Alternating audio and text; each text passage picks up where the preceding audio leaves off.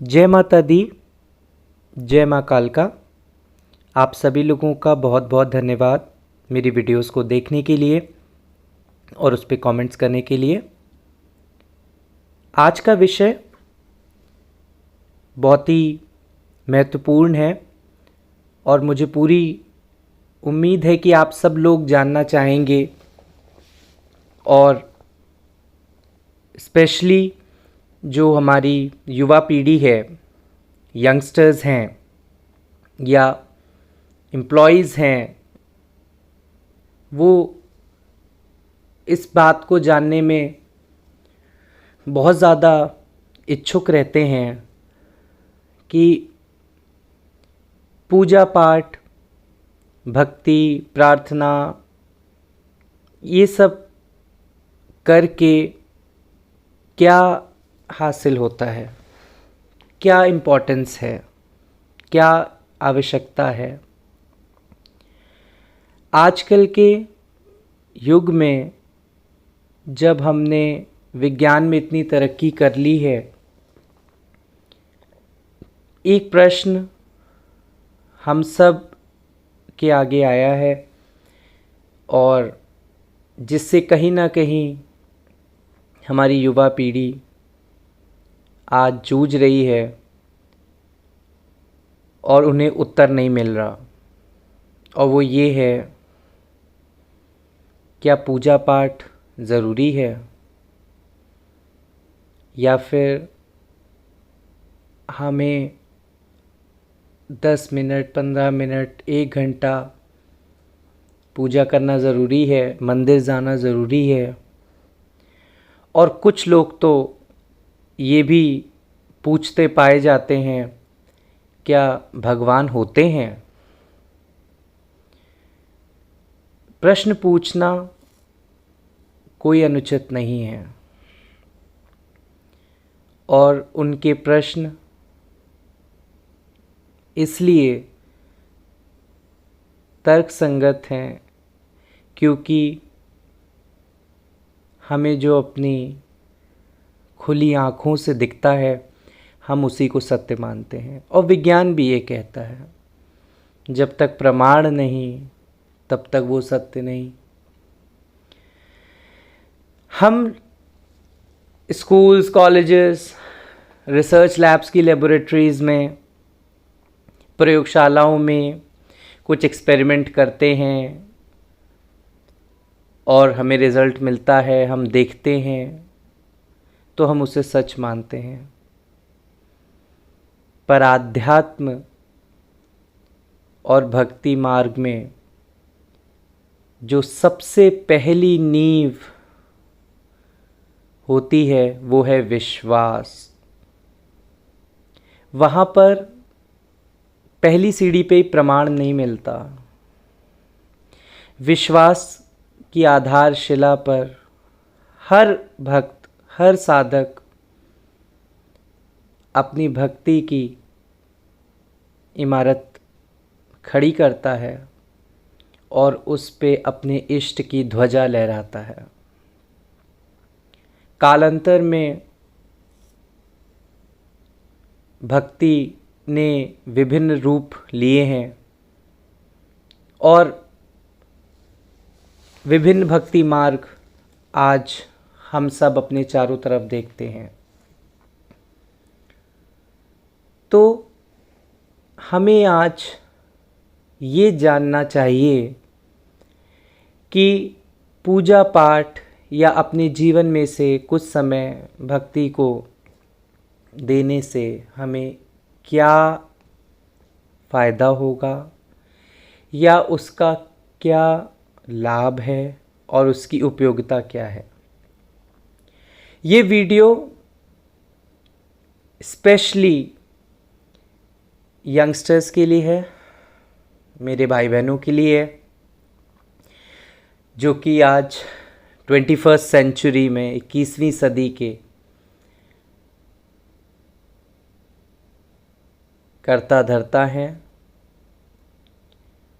तो पहले हमें ये जानना है कि पूजा पाठ से क्या होता है। जब भी हम पूजा करते हैं, किसी भी इष्ट की करते हैं, हर व्यक्ति अपने जीवन में एक इष्ट बनाते हैं। कुछ लोग अपने कुल देवी देवताओं को पूजते हैं जो कि उनके परिवार में पीढ़ियों से इष्ट पूजे चले जा रहे हैं। कुछ लोग अपनी स्वेच्छा से इष्ट बनाते हैं जिनके प्रति उनकी भक्ति और श्रद्धा जागृत होती है। कुछ लोग इस भक्ति मार्ग में गुरु भी धारण कर लेते हैं और गुरुओं द्वारा बताए गए भक्ति मार्ग पर चलते हैं। तो कोई भी मार्ग हम चुनें, सारे रास्ते हमें उस परमात्मा से मिलाते हैं। जब हम अपने जीवन में निरंतर पूजा पाठ करते हैं, ईश्वर के प्रति अपनी आस्था को बढ़ाते हैं, तो हमारे चारों तरफ एक सकारात्मक ऊर्जा का घेरा बन जाता है, जिसको हम लोग ऑरा बोलते हैं, पॉजिटिव ऑरा। जैसे कि आपकी स्क्रीन्स पे आपको चित्र में दर्शाया गया है कि जब हम पूजा पाठ करते हैं, ध्यान लगाते हैं, चाहे हम मंत्र जाप करें, चाहे हम कोई धार्मिक पुस्तक पढ़ें, धार्मिक ग्रंथ पढ़ें, चालीसा पढ़ें, आरती करें, या हम अपने इष्ट के नाम की माला करें, तो हमारे अंदर से जो तरंगे निकलती हैं शब्दों के माध्यम से या फिर विचारों के भी माध्यम से, वो हमारे चारों तरफ एक घेरा बनाती हैं और वो हमारे ब्रह्मांड में जो सकारात्मक शक्तियाँ, हमारे इष्ट की जो शक्ति हमारे आसपास होती है, उसको चुंबक की तरह खींचती है। और जब ये शक्ति हमारी ओर खिंची चली आती है तो हमारी स्वयं की शक्ति और हमारे इष्ट और आराध्य की शक्ति मिलकर एक सुरक्षा घेरा हमारे चारों तरफ बना देते हैं। और उसका प्रभाव ये होता है कि व्यक्ति अपने जीवन में बहुत ज़्यादा सकारात्मकता महसूस करता है और कई बार उसके साथ कुछ अनोखे अनुभव भी होते हैं। आपने कई बार सुना होगा लोगों को कि आज तो मेरे साथ ही दुर्घटना होती होते बची, पता नहीं मैं कैसे बच गया, मुझे तो समझ नहीं आ रहा कि कैसे ये अल्प टल गई, ये कैसा काल टल गया।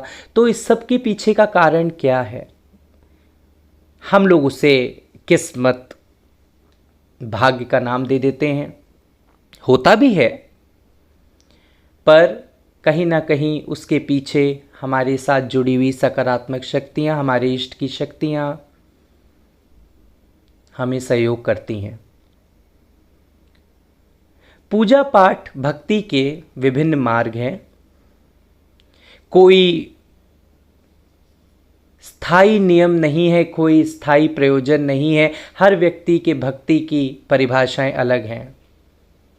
मेरी अलग हैं, मेरे परिवार के सदस्यों की अलग हैं, मेरे मित्र की अलग है, आप लोगों की भी अलग होगी। पर पूजा पाठ करके हमें अपने अंदर की ऊर्जा को और सकारात्मक बनाना है, अपने चारों तरफ एक सकारात्मक घेरा बना के रखना है। और जब हम अपने जीवन में किसी विपरीत परिस्थिति में होते हैं, जब हमें मानसिक क्षति पहुंचती है, जब हम परेशान होते हैं या दुखी होते हैं किसी भी कारण से, उस समय ईश्वर से प्राप्त सकारात्मक ऊर्जा हमें उस परिस्थिति से निकलने में बहुत सहायक सिद्ध होती है। हमें पता भी नहीं चलता कि कब वो शक्ति हमें सहयोग कर रही होती है, और हम, क्योंकि हम मनुष्य हैं, इंसान हैं, तो हम उसे अपनी उपलब्धि मानकर उसका अभिमान भी कर लेते हैं। और कुछ लोग तो इसको महसूस भी नहीं करते, सोचते ही नहीं है कि ये कैसे हो रहा है। पर आज भले हम अपने जीवन में कितने भी व्यस्त हों, मैं मानता हूँ सबके पास एक जैसा समय नहीं हो सकता। आजकल बहुत ही लंबे समय की वर्क आवर्स होते हैं लोगों के, लोग उतना समय नहीं दे सकते।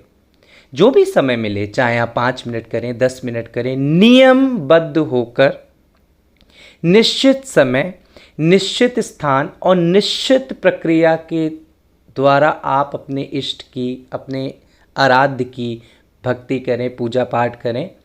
और आप करके देखिए, आपको अपने जीवन में स्वयं बदलाव दिखेंगे। आपके आपस के संबंध सुधरेंगे। आपके घर में अगर किसी प्रकार की नकारात्मक ऊर्जा है वो घर से जाएगी। आपके यहाँ अगर हारी बीमारी लगी रहती है तो उसमें आपको बदलाव दिखेगा। आपके कोई काम रुक रहे हैं वो बनने लगेंगे। आप कुछ जीवन में प्राप्त करना चाहते हैं लेकिन बहुत कोशिश करने के बाद भी आपको नहीं मिल पाता, आप नहीं हासिल कर पाते, तो आप स्वयं देखेंगे कि आपको कुछ ना कुछ बदलाव अपने जीवन में महसूस होने लगेगा। कुछ लोगों को स्वप्न के माध्यम से भी उनके इष्ट बताते हैं कि वो उनसे प्रसन्न हैं। कुछ लोगों को अपने आसपास एक आभा महसूस होती है।